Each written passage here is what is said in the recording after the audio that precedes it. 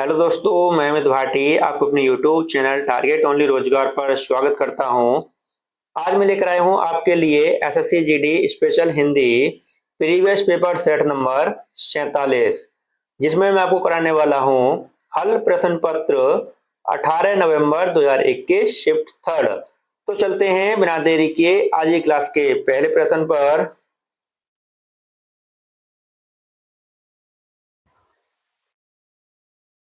दिए गए वाक्य में रेखांकित खंड को प्रतिस्थापित करने के लिए सबसे उपयुक्त विकल्प का चयन करें। यदि इसे प्रतिस्थापित करने की आवश्यकता नहीं है तो विकल्प किसी बदलाव की आवश्यकता नहीं है का चयन करें। तो दोस्तों आपका वाक्य है, सभी लोग अपनी राय दें। तो आपका सही उत्तर है ऑप्शन सी, सभी लोग अपनी अपनी राय दें। आपका अगला प्रश्न, उस विकल्प का चयन करें जो निम्न मुहावरे का सही अर्थ व्यक्त करता है। तो दोस्तों आपका मुहावरा है भगीरथ श्रम करना। तो आपका सही उत्तर है ऑप्शन ए, अथक प्रयत्न करना। आपका अगला प्रश्न, दिए गए वाक्य में रेखांकित खंड को प्रतिस्थापित करने के लिए सबसे उपयुक्त विकल्प का चयन करें। यदि इसे प्रतिस्थापित करने की आवश्यकता नहीं है तो विकल्प किसी बदलाव की आवश्यकता नहीं है का चयन करें। तो दोस्तों आपका वाक्य है, हम भोजन खाते हैं। तो आपका सही उत्तर है ऑप्शन ए, हम भोजन करते हैं। आपका अगला प्रश्न, रास्ता देखना मुहावरे का सही अर्थ है। तो आपका सही उत्तर है ऑप्शन डी, प्रतीक्षा करना। आपका अगला प्रश्न, दिए गए वाक्य का वह भाग ज्ञात करें जिसमें कोई त्रुटि है। यदि कोई त्रुटि नहीं है तो कोई त्रुटि नहीं है चुने। तो दोस्तों आपका वाक्य है, स्कूल का सभी विद्यार्थी इस मैदान में प्रार्थना के लिए आते हैं, कोई त्रुटि नहीं है।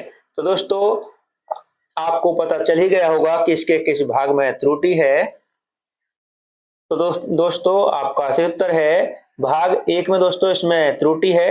दोस्तों इसका सही रूप होना चाहिए था, स्कूल के सभी छात्र। दोस्तों का के स्थान पर के का प्रयोग होना चाहिए था। स्कूल के सभी विद्यार्थी इस मैदान में प्रार्थना के लिए आते हैं। तो दोस्तों देखते हैं इसके ऑप्शन कि इसमें भाग एक दे रखा है जिसमें त्रुटि है।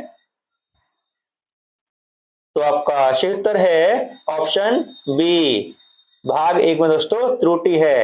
आपका अगला प्रश्न,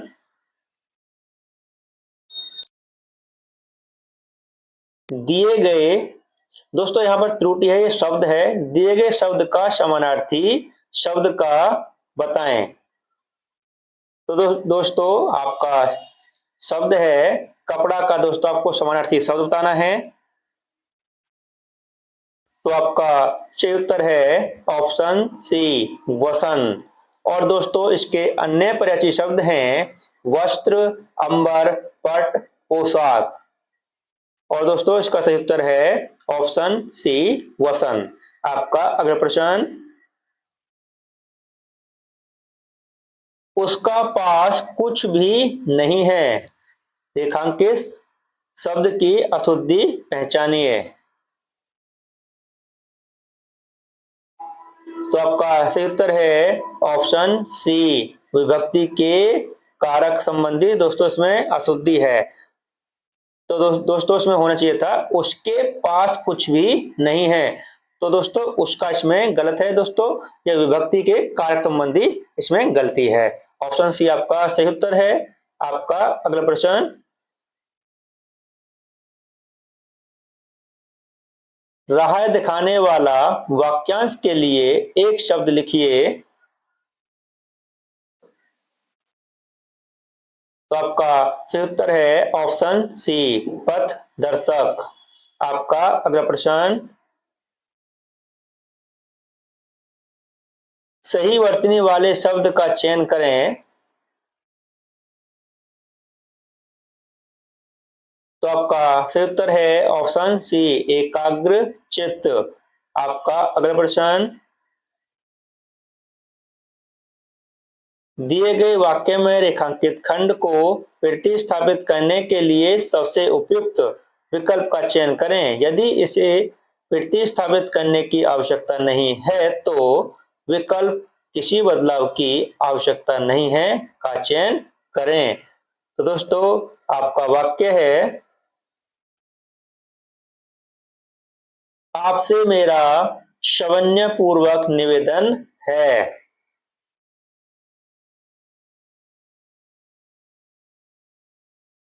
तो आपका सही उत्तर है ऑप्शन ए, आपसे मेरा सविनय निवेदन है। आपका अगला प्रश्न,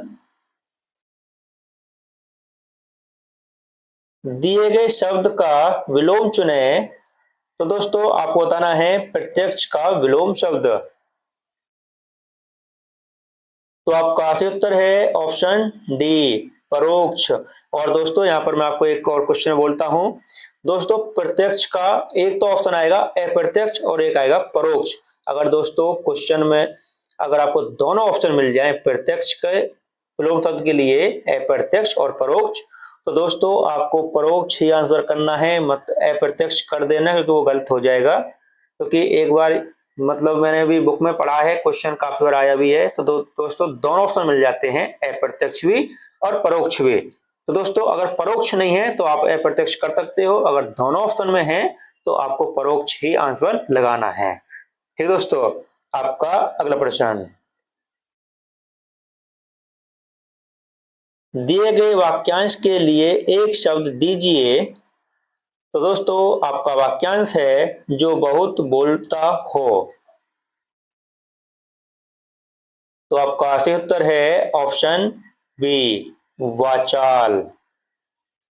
आपका अगला प्रश्न,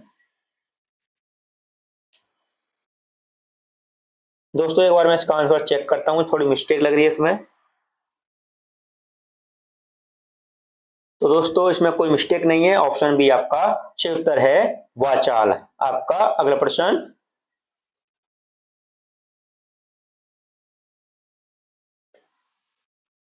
उत्थान रेखांकित शब्द का विलोम बताएं। तो आपका सही उत्तर है ऑप्शन सी, पतन। आपका अगला प्रश्न, रिक्त स्थान की पूर्ति के लिए सबसे उपयुक्त शब्द का चयन करें। तो दोस्तों आपका वाक्य है, उसका हृदय बड़ा था। तो आपका सही उत्तर है ऑप्शन ए, उसका हृदय बड़ा कठोर था। आपका अगला प्रश्न,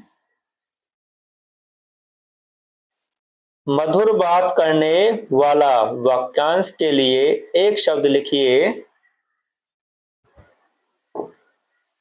तो आपका सही उत्तर है ऑप्शन बी, मधुर भाषी। आपका अगला प्रश्न, रिक्त स्थान की पूर्ति के लिए सबसे उपयुक्त शब्द का चयन करें। तो दोस्तों आपका वाक्य है, मेरा और आपका संबंध है। तो आपका सही उत्तर है ऑप्शन सी, घनिष्ठ। मेरा और आपका घनिष्ठ संबंध है। आपका अगला प्रश्न,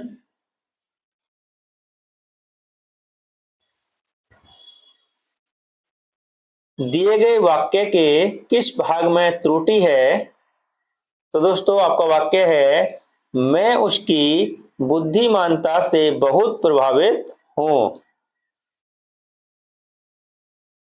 तो आपका सही उत्तर है ऑप्शन सी, बुद्धिमानता। दोस्तों इसमें वर्तनी संबंधी गलती है। दोस्तों इसका सही रूप होना चाहिए था बुद्धिमत्ता। दोस्तों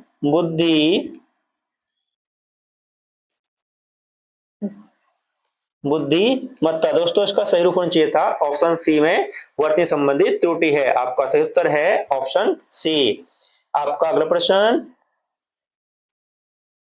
सही वर्तनी वाले शब्द का चयन करें। तो आपका सही उत्तर है ऑप्शन डी, आत्मोत्सर्ग। आपका अगला प्रश्न, जलाशय का परिचय है। तो आपका सही उत्तर है ऑप्शन डी, पद्माकर। और दोस्तों इसके अन्य परिचय शब्द हैं सरोवर, पुष्कर, पोखर, तालाब। और दोस्तों अगर आप पूछ जाए कि जलधर किसका परिचय है, दोस्तों जलधर है मेघ का। और दोस्तों रत्नाकर किसका है, तो दोस्तों रत्नाकर है सागर का परिचय शब्द है। महीधर किसका है, तो दोस्तों महीधर है पर्वत का। और इसका सही उत्तर है ऑप्शन डी, पद्माकर। आपका अगला प्रश्न, रिक्त स्थान की पूर्ति के लिए सबसे उपयुक्त विकल्प का चयन करें। तो दोस्तों आपका वाक्य है शेखर अज्ञे के एक उपन्यास का है। तो आपका सही उत्तर है ऑप्शन बी, नायक। आपका अगला प्रश्न, और दोस्तों यहाँ से गद्यांश शुरू होता है जो कि एसएसजीडी में 5 नंबर का आता है। वैसे दोस्तों एसएसजीडी में गद्यांश आता है वो खाली स्थान के रूप में आता है दोस्तों, लेकिन ये एक पैराग्राफ के रूप में है। दोस्तों पहले हम इसको पढ़ते हैं, उसके बाद लास्ट में उसके आंसर देंगे। तो हम शुरू करते हैं दोस्तों और लास्ट में आंसर देते हैं। भारत के इतिहास में अमरत्व प्राप्ति के अधिकारी लौह पुरुष सरदार वल्लभ भाई पटेल को कौन नहीं जानता। 31 अक्टूबर 1875 में गुजरात के नाडियाद गांव में एक किसान परिवार में उनका जन्म हुआ था। पाठशाला का अभ्यास पाठशाला का अभ्यास करने में काफी समय लगता था। 36 साल की उम्र में वकालत पढ़ने के लिए वे इंग्लैंड गए। उन्होंने 36 महीनों का कोर्स 30 महीनों में पूरा किया। 1917 में वे गांधी जी के संपर्क में आए। ब्रिटिश राज्य के खिलाफ अहिंसा आंदोलन के जरिए बारदोली, बलसाड़, खेड़ा आदि के किसानों को एकत्र किया। उनके इस आंदोलन ने उन्हें प्रसिद्ध एवं प्रतिष्ठा दिलाई। भारतीय राष्ट्रीय कांग्रेस ने प्रमुख स्थान दिया। लोगों ने उन्हें सरदार की उपाधि दी। आजादी के बाद छोटी छोटी रियासतों को एक करने का कार्य किया। 15 अगस्त 1947 तक हैदराबाद, कश्मीर और जूनागढ़ को छोड़कर सभी रियायतें भारत संघ में सम्मिलित हो गई थीं। गृह मंत्री बनने के बाद लगभग 600 रियायतों को भारत संघ में सम्मिलित किया। हैदराबाद के नवाब ने विरोध किया तो वहां सेना भेजकर निजाम को आत्मसमर्पण करने के लिए मजबूर किया। 15 दिसंबर 1950 को जगमगता वह सितारा हमें अंधकार में छोड़कर चला गया। सन 1991 में उन्हें भारत रत्न से सम्मानित किया गया। स्वतंत्रता सेनानी सरदार वल्लभ भाई पटेल की जीवनी सदैव प्रेरणादायी है। तो दोस्तों यह आपका एक पैराग्राफ था। अब दोस्तों इसके हम आंसर लगाते हैं। यहाँ पर देखते हैं क्या है। को लोहे पुरुष कहा जाता था। तो दोस्तों किसको कहा जाता था, सरदार पटेल को। ऑप्शन डी आपका सही उत्तर है। अगला प्रश्न, वकालत शब्द को व्याकरणीय दृष्टि से पहचानिए। तो आपका सही उत्तर है दोस्तों ऑप्शन बी, भाववाचक संज्ञा। आपका अगला प्रश्न, आजादी के बाद उन्होंने कौन सा पद संभाला? तो दोस्तों सरदार पटेल ने आजादी के बाद कौन सा पद संभाला था? तो आपका सही उत्तर है ऑप्शन ए, गृह मंत्री का। आपका अगला प्रश्न, उनका जन्म हुआ था, तो दोस्तों उनका जन्म कहां हुआ था? तो आपका सही उत्तर है option D, sorry option A, किसान परिवार में। आपका अगला प्रश्न, और दोस्तों ये अंतिम क्वेश्चन है, उनकी मृत्यु को हुई? तो दोस्तों सरदार पटेल की मृत्यु कब हुई?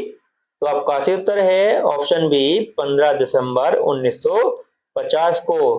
क्योंकि दोस्तों पैराग्राफ में सभी क्वेश्चन दे रखे हैं, आपने अभी पढ़ा भी है। और दोस्तों इसी के साथ हमारी क्लास समाप्त होती है। अगर आपको हमारी क्लास अच्छी लगी हो तो हमारी वीडियो को लाइक शेयर और सब्सक्राइब करना न भूलें। धन्यवाद।